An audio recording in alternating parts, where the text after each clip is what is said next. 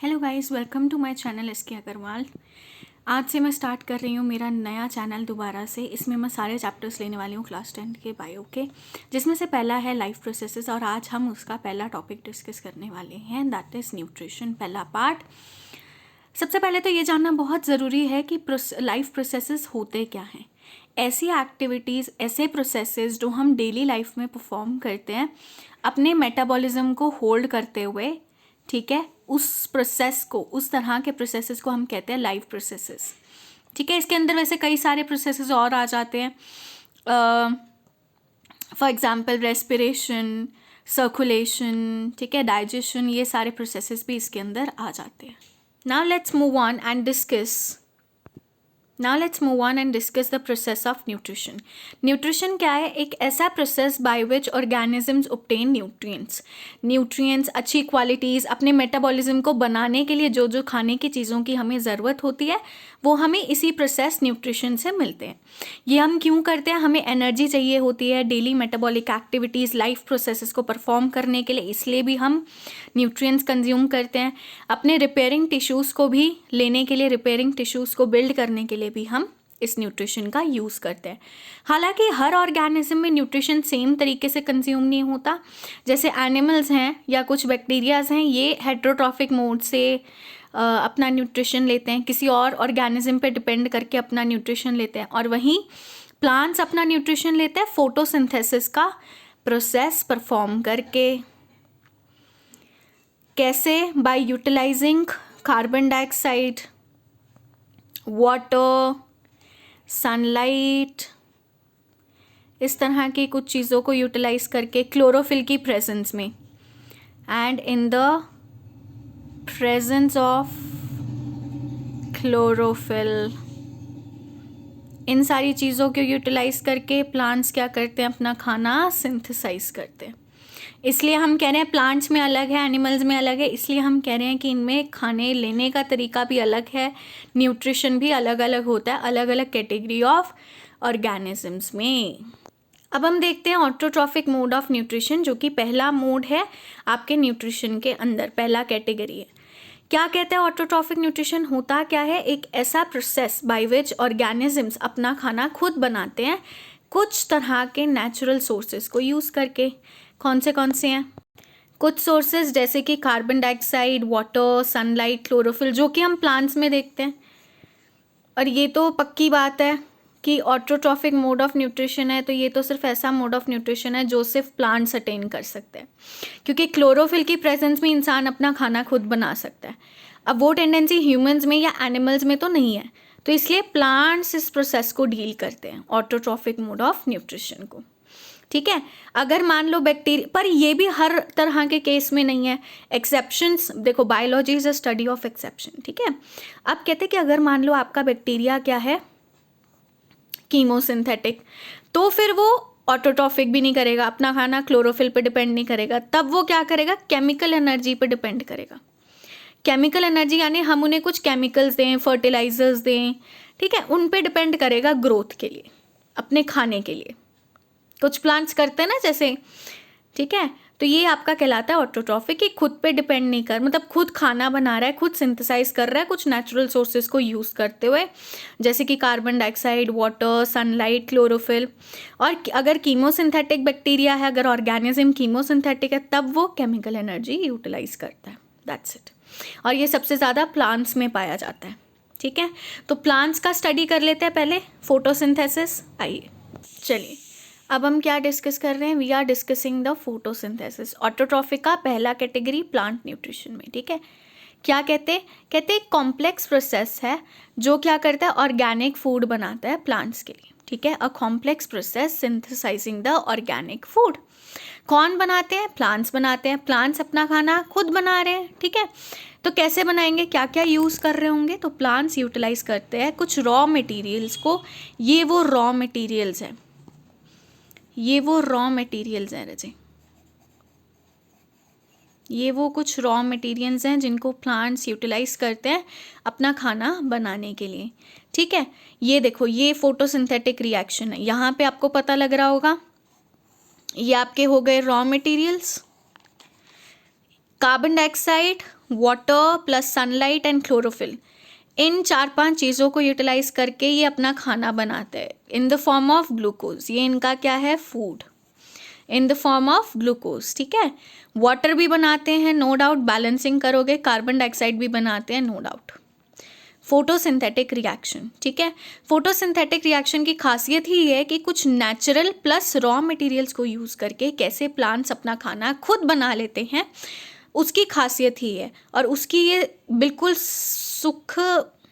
शुद्ध तरीके से आपको ये रिएक्शन इन्होंने पहुंचा दी, राइट। आगे पढ़ते हैं थोड़ा सा और इसके बारे में बताया हुआ है कि प्लांट्स में फूड कैसे स्टोर होता है, किस फॉर्म में स्टोर होता है। ये क्वेश्चन बहुत इंपॉर्टेंट है, ये डेफिनेटली पूछा जाता है कि प्लांट्स में किस फॉर्म में स्टोर होता है फूड और एनिमल्स में किस फॉर्म में होता है। तो प्लांट्स में होता है स्टार्च की फॉर्म में, एनिमल्स में कैसे होता है वो जब हम एनिमल्स करेंगे तो पता लग जाएगा अपने आप, ठीक है। तो चलिए, हाँ जी बच्चों, अब देखो ज़रा ये डायग्राम देखो, ये मैंने बनाया साइट ऑफ फोटोसिंथेसिस। कहाँ पे होता है, लीफ में होता है विद क्लोरोप्लास्ट, ठीक है। क्लोरोप्लास्ट का डायग्राम ही मैं बताऊंगी, पहले आप लीफ का डायग्राम समझिए। देखो, जो मेन साइड होती है ना लीफ की, उसको हम बोलते हैं लेमिना, लेमिना या लीफ प्लेट, ठीक है, उसको हम बोलते हैं लेमिना या उसको हम बोलते हैं लीफ प्लेट, ठीक है।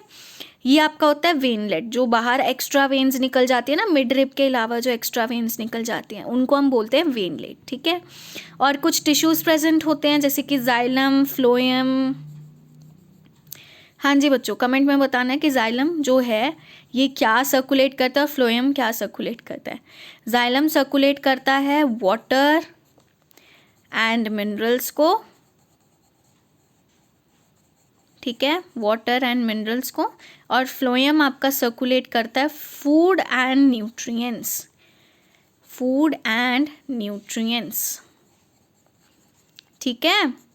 और मिडरिब, मिडरिब क्या है, पूरी वेन्स को लीड करता है, एक्स्ट्रा वेन्स को। क्लियर है डायग्राम, एक बार देख लो ध्यान से अच्छे से। चलो चलिए, इसमें एक चीज़ और जान लीजिए कि क्लोरोप्लास्ट क्या होता है, क्योंकि जो लीफ है ना वो आपकी क्लोरोप्लास्ट में ही प्रेजेंट होती है। क्लोरोप्लास्ट क्या है, कुछ ऑर्गेनेलीज होती हैं जिनमें आपको ग्रीन प्लांट्स में कुछ ऑर्गेनेलीज होती है जिनमें कुछ सेल्स प्रेजेंट होते हैं जिनके अंदर क्लोरोफिल पिगमेंट पाया जाता है, जिसकी वजह से प्लांट का कलर ग्रीन भी होता है और प्लांट अपना खाना खुद भी बना पाते हैं। वो पूरा का पूरा जो स्ट्रक्चर है वो इसके अंदर प्रेजेंट होता है। तो एक बार हम क्रॉस सेक्शन ऑफ लीफ देख लेते हैं जिससे कि हमें थोड़ा आइडिया लग जाए कि देखने में ये कैसा होता है, थोड़ा सा माइक्रोस्कोपिक स्ट्रक्चर से देख लेते हैं, राइट पीपल।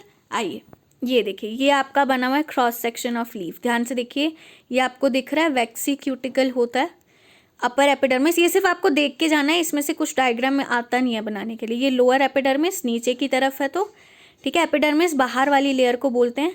ये आपका रहा स्टोमेटल पोर, ठीक है, ये आपका हो गया गार्ड सेल। गार्ड सेल क्या करता है, ऑस्मोलैरिटी मेंटेन करता है, opening and closing of leaf को कंट्रोल करता है।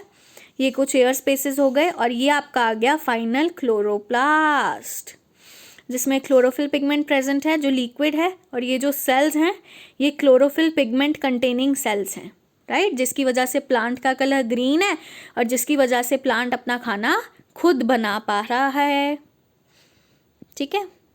देखो, मेन डायग्राम जो आएगा वो लीफ का ये वाला आएगा, आउटर मोस्ट डायग्राम आएगा, माइक्रोस्कोपिक डायग्राम कोई पूछता नहीं है, बट फिर भी अगर आप लोगों को ज़्यादा एक्सप्लेन करने की आदत है तो ये बना सकते हो, इसके मार्क्स आपको डेफिनेटली मिल जाएंगे। चलिए, अब मैं आपको कुछ बता रही हूँ यहाँ पर रॉ मटेरियल्स जो प्लांट्स यूटिलाइज करते हैं, जिसमें से पहला है रजे कार्बन डाइऑक्साइड।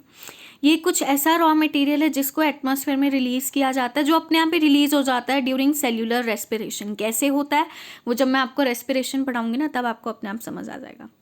ये एंटर करता है लीफ में स्टोमेटा के थ्रू। स्टोमेटा क्या है, tiny pores which are responsible for exchange of gases, ठीक है, tiny pores present on the surface of leaf which leads to exchange of gases. फिर अजय सेकेंड रॉ मटेरियल है आपका, चलिए सेकेंड रॉ मटेरियल है आपका यहाँ पर वाटर। देख लीजिए क्या है इसका, released from roots, absorbed by roots from plant, ठीक है, and then transported upwards through xylem, ठीक है।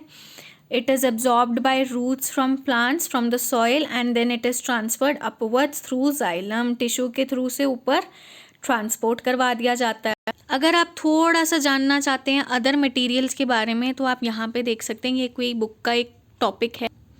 चलिए, आई होप अब आपको क्लियरली दिख रहा होगा, अगर नहीं दिख रहा तो कोशिश कर लेना। और बीच सेक्शन में, बीच क्लास में आप लोग स्क्रीनशॉट ले सकते हो, ठीक है।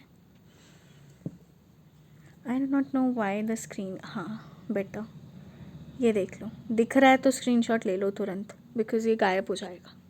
तो ये तो कुछ रॉ मटेरियल्स आपको बता ही दिए, बाकी अगर आपको एक्स्ट्रा नॉलेज लेने की आदत है तो मैंने बुक का पेज भी आपको दिखाई ही दी। चलिए, अब मैं कुछ बता रही हूँ आपको यहाँ पे कंडीशंस रिक्वायर्ड फॉर फोटोसिंथेसिस, जिनमें से एक स्पेशल है सनलाइट, यानी कि इंटेंसिटी और क्वालिटी ऑफ लाइट को मेंटेन करके रखता है, और दूसरा है क्लोरोफिल, जो कि क्या है, ग्रीन कलर पिगमेंट इन क्लोरोप्लास्ट, राइट। अब ये लास्ट कहानी है इवेंट्स ऑफ फोटोसिंथेसिस के, जो बहुत ही ज़्यादा इम्पॉर्टेंट है आप लोगों के लिए जानना कि इसमें क्या होता है। Just give me 1 second. Yes people, तो इसमें क्या होता है, absorption of light energy by chlorophyll, ठीक है। कन्वर्जन होती है, लाइट एनर्जी एब्जॉर्ब होके कन्वर्ट हो जाती है केमिकल एनर्जी में, ठीक है। रिडक्शन ऑफ कार्बन डाइऑक्साइड, क्योंकि मैंने फोटोसिंथेटिक रिएक्शन में आपको दिखाई दिया है, राइट। तो ये कुछ इवेंट्स, अगर क्वेश्चन आ जाए कि how you will define the events under photosynthesis, तो ये आंसर आएगा।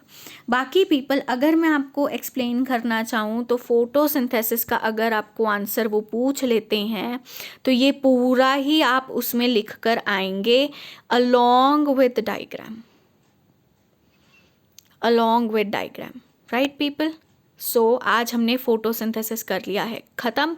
एक सेकेंड रुको ज़रा, सब्र करो, थमो ज़रा। अभी कल पल में मत निकल जाना, क्योंकि कल एनिमल का भी शुरू होगा न्यूट्रिशन। उससे पहले, आज का सेशन ख़त्म करने से पहले बच्चों, स्टोमेटा को तो पढ़ जाओ, which is the important section onside your leaf people. Ladies and gentleman, let's get ready. This is the page people for opening and closing of stomata. पूरा सेक्शन है, आप पढ़ सकते हैं। डायग्राम दिखाया हुआ है, ये फन फैक्ट है, थोड़ी थोड़ी लाइनें इसमें से पढ़ के चले जाना। गार्ड सेल और ये पूरा इंपॉर्टेंट है, मैं आपको जस्ट दिखा रही हूँ, क्योंकि इसका डिटेल्ड वर्जन ज़रूरी नहीं है, एनसीईआरटी में आपका नहीं दिया हुआ है, सिर्फ डायग्राम दिया हुआ है एनसीईआरटी में, और 1-2 लाइनें, मेन लाइनें लिखी हुई हैं जो मैं आपको ऑलरेडी बता चुकी हूँ। लेकिन स्टिल गार्ड सेल का भी आपको लिखना पड़ेगा, तो आप ये इसको देख लीजिए, नोट कर लेना, ठीक है। गार्ड सेल्स देखो, बीन शेप्ड सेल्स होते हैं, प्रोटेक्टिव होते हैं, आउटर लेयरिंग होते हैं, ओपनिंग एंड क्लोजिंग कंट्रोल करते हैं, ऑस्मोलैरिटी यानी कि लॉस ऑफ वाटर भी कंट्रोल करते हैं। स्टोमेटा का बता ही दिया, एक्सचेंज ऑफ गैसेस, ठीक है। लीफ पे प्रेजेंट होते हैं, एटमॉस्फेयर के साथ इंट्रैक्शन में हेल्प करते हैं। 2 तरीके के होते हैं, ओपन एंड क्लोज्ड। ये ओपन का डायग्राम है, ये क्लोज्ड का डायग्राम है। That's it.